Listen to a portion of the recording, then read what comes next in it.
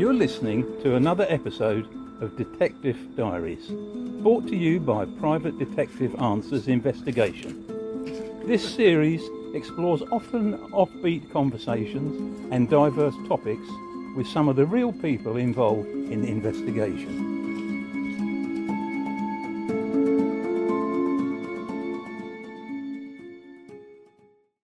In part one of our two-part episode on the life of Frederick Abberline, the famous Victorian detective, we looked at his early life and his part in the infamous Whitechapel murders.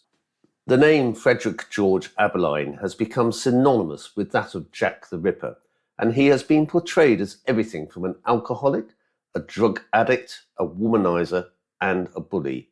In reality, Abberline was none of these, but instead was a devoted husband and a dedicated policeman in a time of rampant corruption. Furthermore, the Whitechapel murders were not the only notorious cases he worked on. From his humble origins as a clockmaker through to his rising through the ranks of the Metropolitan Police, I have told the story of a man who led some of the most infamous investigations in British criminal history. Long before the Ripper, Abberline infiltrated an Irish terrorist group known as the Fenians before he came embroiled in the Cleveland Street scandal, an incident that almost brought the government to its knees. When he retired from the police at the age of 49, Abberline had received 84 commendations and awards, a testimony to his tenacity and his ability. If you've not listened to part one, you'll see a link in the show notes to this episode. In the meantime, we will transport you back to 1889 and the cases of the Cleveland Street scandal and the Turkish bond robbery.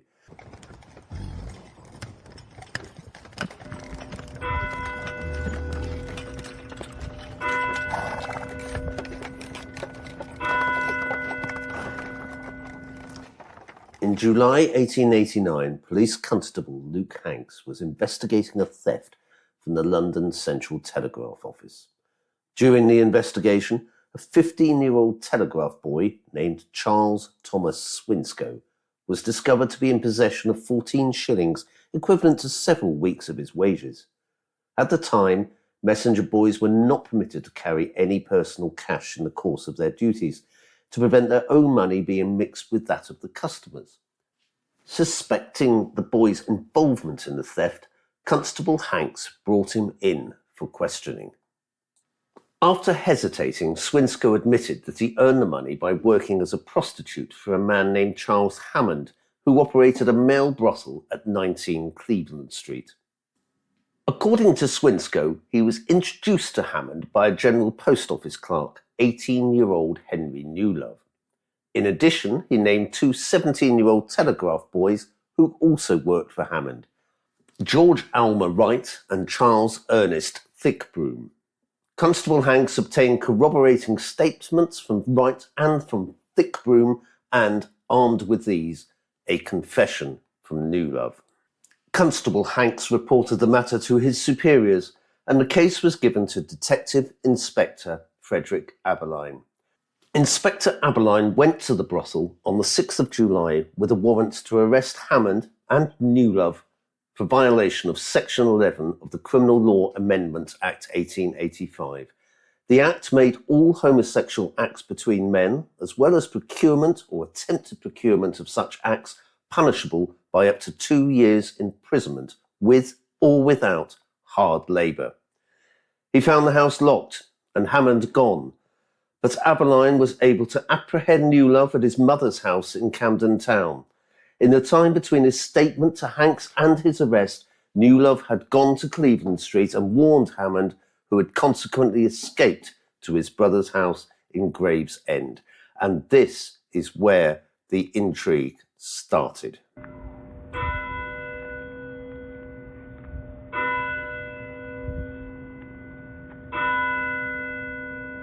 On the way to the police station, Newlove named Lord Arthur Somerset and Henry Fitzroy, Earl of Euston, as well as a British Army colonel by the name of Jervois, as visitors to Cleveland Street.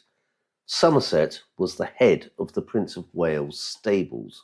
While not implicated, aside from the connection to Lord Arthur Somerset, Albert Edward, the the Prince of Wales and future Edward VII, the second child and eldest son of Queen Victoria and Prince Albert of Saxe-Coburg and Gotha, Edward, nicknamed Bertie, was Prince of Wales and heir apparent to the British throne for almost 60 years. During his mother's long reign, he was largely excluded from political influence and came to personify the leisured elite. When the press caught hold of the scandal, his name became mentioned by implication. Although Lord Somerset was interviewed by Inspector Abberline, no immediate action was taken against him, and the authorities were slow to act on the allegations of Somerset's involvement. Abberline placed a watch on the now empty house, and details of the case shuffled between government departments. An arrest warrant was issued on the 19th of August in the name of George Beck, who was an acquaintance of Hammond's who pretended to be a clergyman.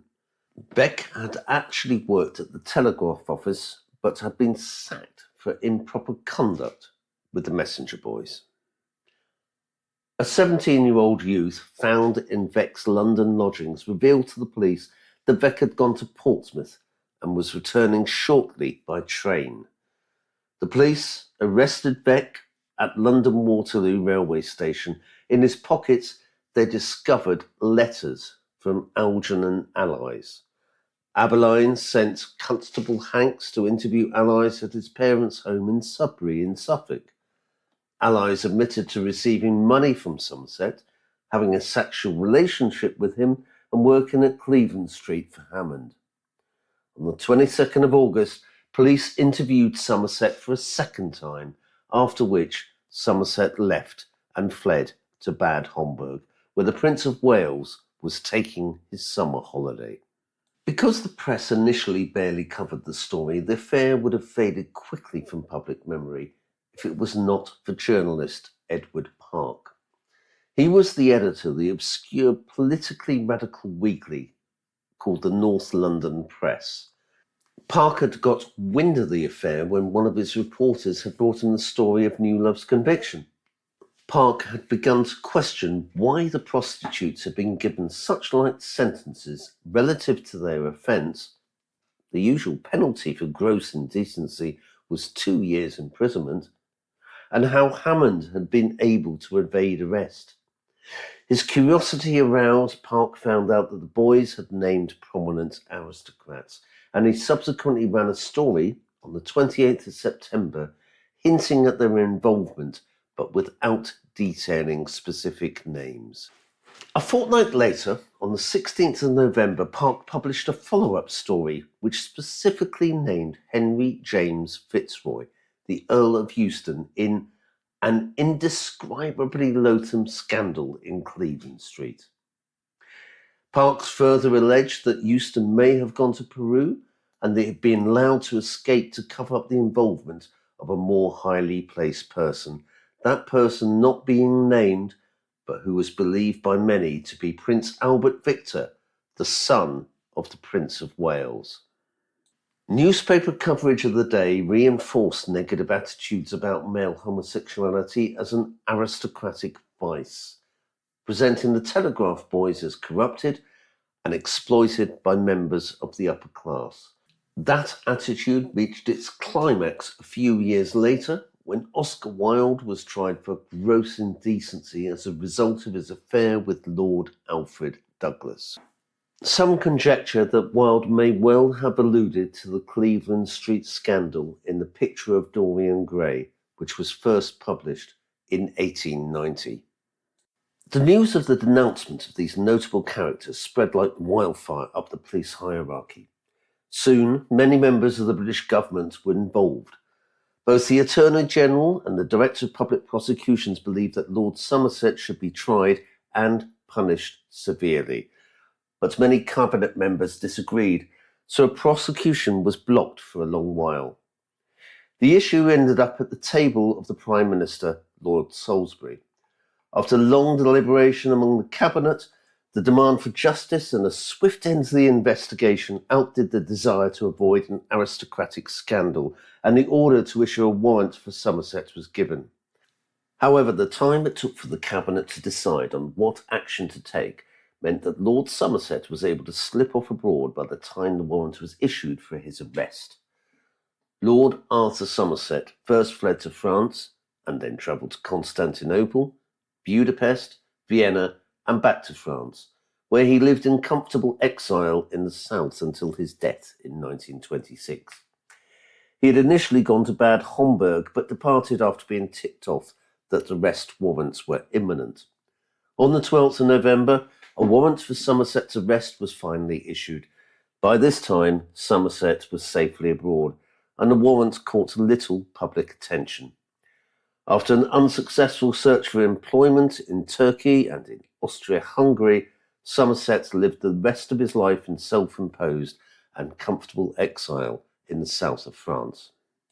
The mismanagement of justice that allowed Somerset to escape was met with outrage by many, most notably the radical Liberal MP Henry Labouchere, who had first introduced the draconian Criminal Amendment Act of 1885. In his newspaper, Truth, Labouchere launched a cavalcade of attacks that condemned the government for its slothfulness in prosecuting the high-ranking perpetrators. He also denounced the government in various speeches in the House of Commons, asking, "Why are the minnows to be imprisoned and the sharks to be allowed to go scot-free?" emphasising that the high-class noblemen were given legal immunity over men of lower estate. Even before Henry Labouchere made the case a nationwide political and social scandal, the North London Press, which was little known at the time, and its editor, Ernest Park, utilised the scandal to push their radical agenda and to attack Lord Salisbury's government, who they despised.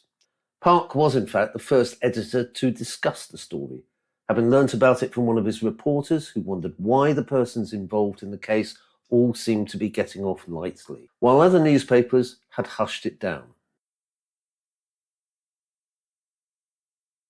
If it was not for the efforts of Park himself, it is likely that the story would never have exploded, and it was likely that Labouchere would not have engaged with it. The main talking point of Park and his North London press was the guilt of Lord Euston, who had been mentioned by Newlove as a high-ranking patron of the brothel. In keeping with the tradition of the time, Lord Euston brought a libel case against Park's allegations and brought with it a truly fascinating defence. It was that he had actually entered the Cleveland Street establishment thinking that he would be seeing naked actresses, and therefore he was not committing gross indecency. Despite this genius defence, it was only the inconsistent accounts of Park's witnesses that won the case for Euston, who nonetheless would be chased by rumours for the rest of his life. On the 15th of January, the Times of London reported,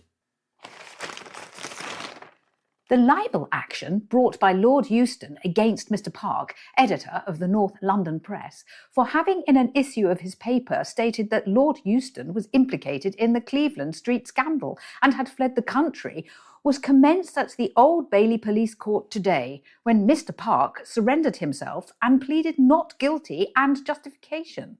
Sir Charles Russell, QC, counsel for the Earl of Euston, opened the case." At the trial, Euston admitted that when walking along Piccadilly, a tout had given him a card which read, "Pause Plastique, C. Hammond, 19 Cleveland Street."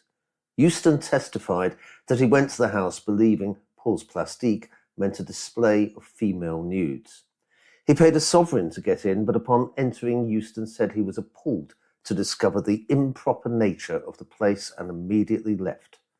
The defence witnesses contradicted each other and could not describe Euston accurately. The Evening News said, "In the libel action, the Earl of Euston versus the editor of the North London Press, which was resumed today at the Old Bailey, Mr. Lockwood, QC, counsel for the defendant, Mr. Park, called 4 witnesses, all of whom deposed that Lord Euston had visited the club in Cleveland Street several times. The plaintiff, however, in cross-examination, repeated the statement he made in the police court that he visited the place once only. The case stands adjourned." The final defence witness, John Saul, was a male prostitute who had early been involved in a homosexual scandal at Dublin Castle and who had featured in a clandestinely published erotic novel The Sins of the Cities of the Plain, which was cast as his autobiography. Delivering his testimony in a manner described as brazen effrontery, Saul admitted to earning his living by leading an immoral life and practicing criminality, and detailed his alleged sexual encounters with Euston at the house. The defence did not call either Newlove or Veck as witnesses and could not produce any evidence that Euston had left the country. The case did not go well for the defendant, Ernest Park, as reported in the Times the next day. In the course of the Euston Park case at the Old Bailey today, the evidence of one of the witnesses, named Saul, who testified that Lord Euston had committed horrible acts at the Cleveland Street Club, was severely shaken in cross-examination by Sir Charles Russell as to the identity of the man whom the witness assumed to be Lord Euston. The counsel for the plaintiff further elicited the fact that Saul's character was of the most abominable kind. The Earl of Euston, while under examination, swore that he was hitherto ignorant of Saul's existence. On the 16th of January 1890, the jury found Park guilty. The trial was concluded with a victory for Lord Euston. Under the law of the day, Park's fate was dire. The Euston Park libel action was concluded today and resulted in Mr. Park being found guilty and sentenced to 1 year's imprisonment. We have followed Frederick Abberline from his early days as a clockmaker in Dorset to his career as a dynamic police officer in London, and his notoriety from being involved with Jack the Ripper. The real truth is that his famous cases are just a small part of his career. While Abberline finished his police career frustrated at being hampered by higher powers in his probing of the Cleveland Street affair, it was not to be his last big case. The sound of cross-channel steamships and Victorian railway stations conjures up images of my favourite Abberline case, that of the Turkish bond robbery. Frederick Abberline was the primary officer in charge of investigating the Turkish bond robbery, which involved the theft and the fraudulent trading of Ottoman Empire government bonds in the early 1890s.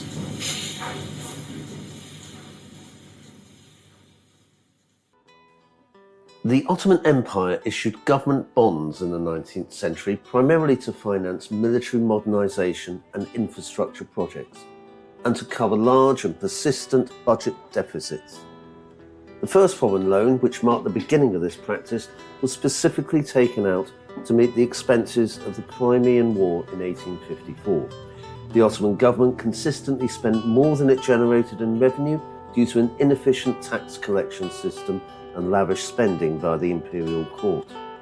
Bonds and foreign loans were used to cover these chronic deficits and repay existing high-interest domestic loans from local Galata bankers. A major portion of the borrowed funds was intended to restructure and modernise the Ottoman army and the navy, and to better defend the empire against internal rebellions and external threats from major powers like Russia. The robbery involved bonds issued by the Ottoman Empire, which was subsequently stolen and illegally circulated. The investigation began when information surfaced in November 1891 regarding the presentation of some of these stolen coupons at the Imperial Ottoman Bank and the Union Bank in London. The matter was placed in the hands of our man, Inspector Abberline, who then led the inquiries that resulted in a prosecution. On the 12th of January 1890, a parcel of Turkish priority bonds and a small quantity of Mexican bonds were insured in Paris for £8,400, around £250,000 today, with the Marine Insurance Company and dispatched to a firm of brokers in London. They duly left by train on the 11th of January and were placed on board the South Eastern Company steamer Mary Beatrice at Boulogne by the officials of the railway company. When, however, the safe where they should have been placed was examined, on arrival of the boat on the English shore, two of the parcels, namely those worth £8,400, were missing. From inquiries at Boulogne, it was found that sundry persons had been seen to leave the steamer in a hurry.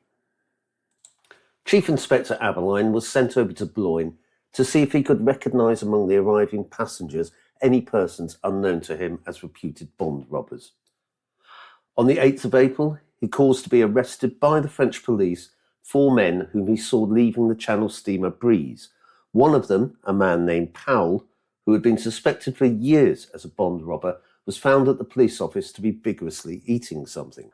A big French officer, seeing this, seized him by the jaw and, forcing his mouth open, took out of his mouth a mass of somewhat pulpy paper, which, when it had been carefully handled, turned out to be a significant clue, a cloakroom ticket for an article left at Victoria's station in London.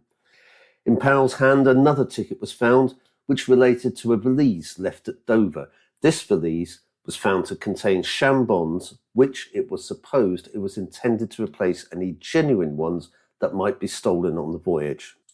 2 keys were found on another man, one of which was a master key that could open a large number of locks of different patterns and which fitted the locks of all the safes of the steamers on the fleet.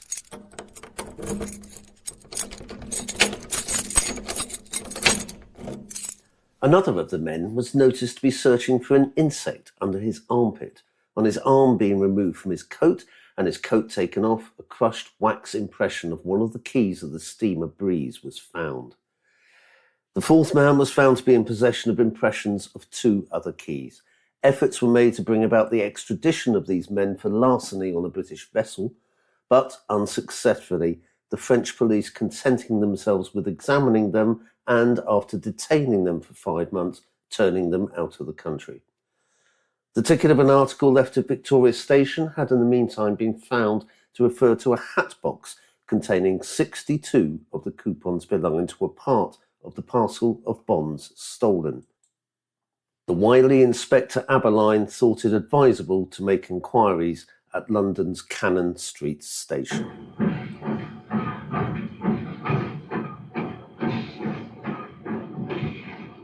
On searching at Cannon Street, he found a Gladstone bag which had been lying in a cloakroom from about the time of the robbery. Being able to open the bag without breaking the lock, he examined it and inside discovered a large number of the missing bonds. He then arranged with the railway police to be communicated with when anybody called for the bag. A woman called a few days later and was told to come again. However, instead of returning, she telegraphed to ask them to send the bag to the Piccadilly office of the company. While awaiting the bag's arrival at the office, Inspector Abberline went into the Café Monaco and there saw the woman in conversation with the man Powell and Koch, who Abberline had suspected as a bond robber. Koch gave the woman something and she went into the office and on its arrival received the bag and drove with Koch to the St John's Wood Road railway station and left it there. They then went into a house in Carlton Road in St John's Wood, where it was discovered by Inspector Abberline that they were cohabiting.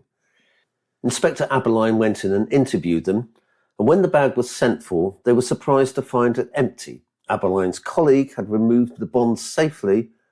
For Koch and his mistress, the game was up. Subsequently, £2,000 worth of bonds were seized by the Vienna police in the possession of 2 men who were sentenced to terms of imprisonment in consequence. These recovered bonds, with those found at Peach's house, left only a few unaccounted for. You will recall the suspects who were held in France by the French authorities. To Abberline's disgust, France released them after 5 months, expelling them from the country. However, the chagrined Abberline did not lose heart.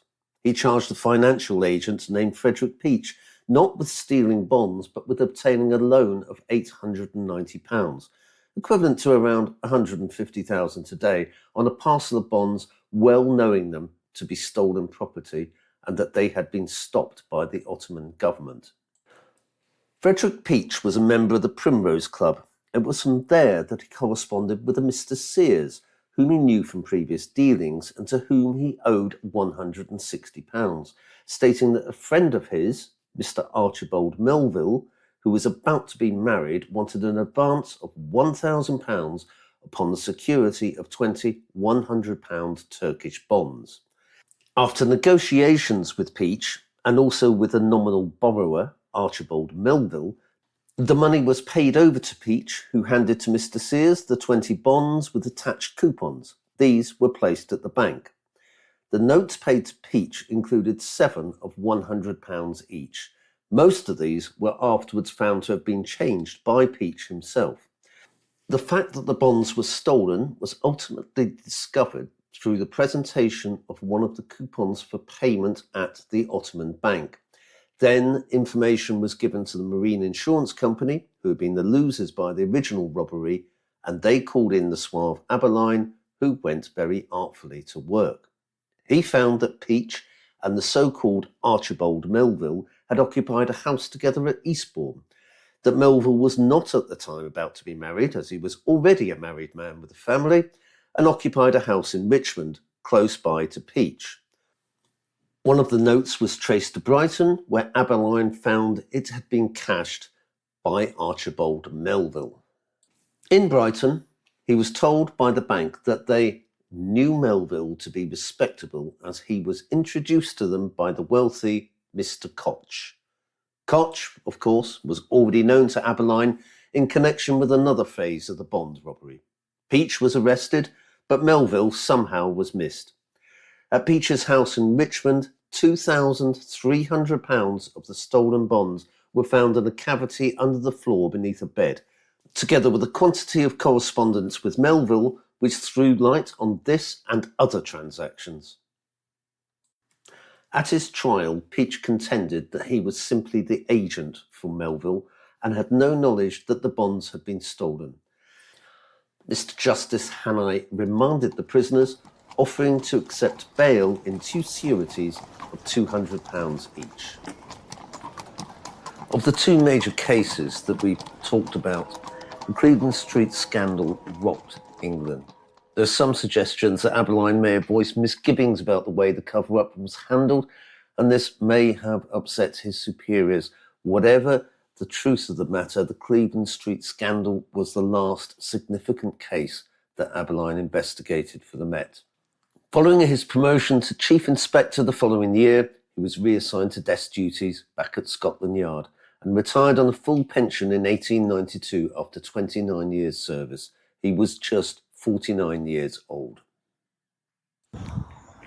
Rather than relax into his retirement, Abberline was soon employed again by the famous Pinkerton Detective Agency, who had recently opened a branch in Europe. He worked with the Pinkertons for 12 years, during which time he earned a considerable reputation for cleaning up the gambling casinos of Monaco. He retired again for the final time in 1904 at the age of 61 and moved to the seaside town of Bournemouth with his wife Emma. I can see his house at 195 Holdenhurst Road from where I stand on the opposite side of the road in the early evening by a pedestrian crossing. Abberline is today commemorated by a blue plaque on the house in Bournemouth where he spent his final years. This was unveiled in 2001 by the Assistant Commissioner of the Metropolitan Police. There's a picture in our show notes. Even in the early evening, the road is now busy, probably a dramatic change to 1904. The words on the blue plaque read, Escort, 195 Holdenhurst Road, the final home of Inspector Frederick George Abberline, 1843 to 1929. During his 29 years with the Metropolitan Police, Abberline gained 84 commendations and awards and became well known for his work on the case of Jack the Ripper.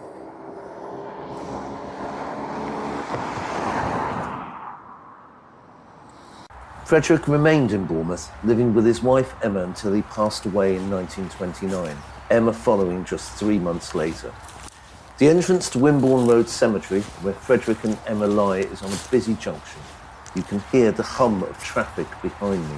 It is an impressive and beautiful place, with a Victorian Gothic chapel designed by Christopher Creek and built of local Purbeck stone.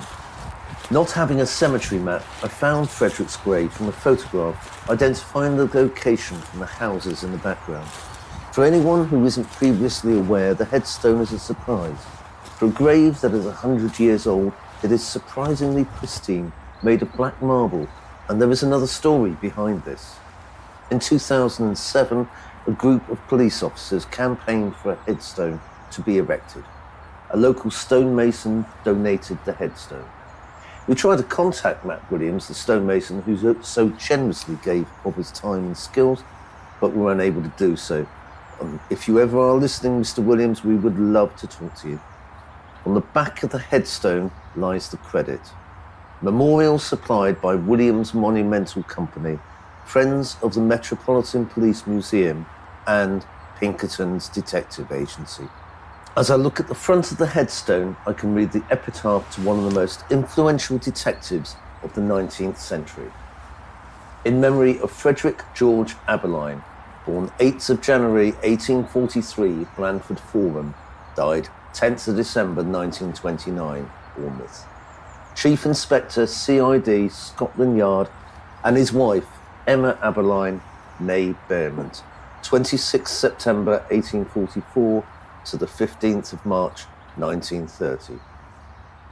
Frederick George Abberline, rest in peace.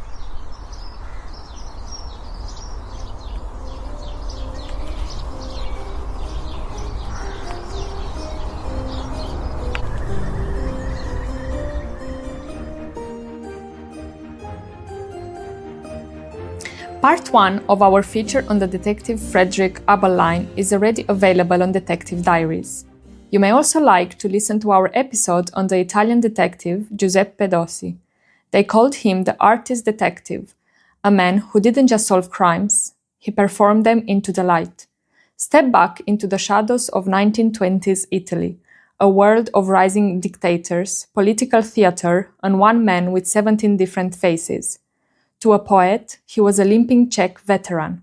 To a criminal, he was a German doctor or a simple priest. Dossi was a master of fregolismo detectivistico, the art of the total transformation. But behind the wigs and the fake accents was a man of absolute dangerous integrity. When the fascist regime needed a scapegoat for Rome's most horrific crimes, they found one. But Dossi refused to look away. He chose the truth over his own safety, defying his superiors to hunt the real monster of Rome, a quest that would cost him his career, his freedom, and his sanity. Join us for a journey through the disguises and the heart of Giuseppe Dossi. This is Detective Diaries, brought to you by Answers Investigation. Listen now on Spotify, Apple Podcasts, or wherever you find your truth, or in the language of Giuseppe Dossi. Unitevi a noi per un viaggio attraverso i travestimenti e il cuore di Giuseppe Dossi. Questo è Detective Diaries, offerto da Answers Investigation. Ascoltatelo ora su Spotify, Apple Podcast o ovunque troviate la vostra verità. Get involved. Detective Diaries is interactive, which involves you, the listener. Do you have a case you would like discussed? A burning question about investigative life? Send an email to podcast@private-detectives.co.uk or reach out via social media. You may hear your story featured in an upcoming episode. Don't forget to leave your contact details. The email address is in the show notes.